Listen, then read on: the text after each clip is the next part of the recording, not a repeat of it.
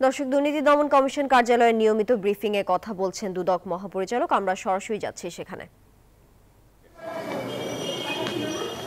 দেশ জুড়ে বঙ্গবন্ধুর অপ্রয়োজনীয় ভাস্কর্য মুরাল, সরকারি অর্থ অপচয় এবং তছরূপের মাধ্যমে হাজার কোটি টাকা ব্যয়ে নির্মাণের অভিযোগের প্রেক্ষিতে এই কমিশন কর্তৃক এই বিষয়ে অনুসন্ধানের সিদ্ধান্ত গৃহীত হয়েছে।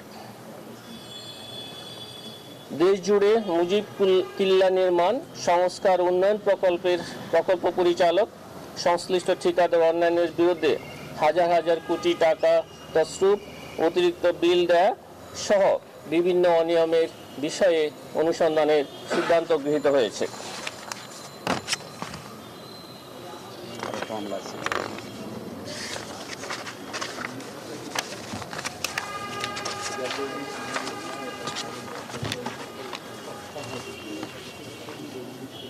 অভিযোগ সংশ্লিষ্ট সুধাংশু শেখর ভদ্র, সাবেক প্রকল্প পরিচালক, post centre for rural community এবং প্রাক্তন মহাপরিচালক, ডাক অধিদপ্তর, ঢাকার বিরুদ্ধে 91,94,06,645 টাকা আর্থিক ক্ষতি সাধনের অভিযোগে দণ্ডবিধি 409 এবং 420 ধারা এবং দুর্নীতি প্রতিরোধ আইন 1947-5-2 ধারায় আরও একটি মামলা রুজুর সিদ্ধান্ত গৃহীত হয়েছে।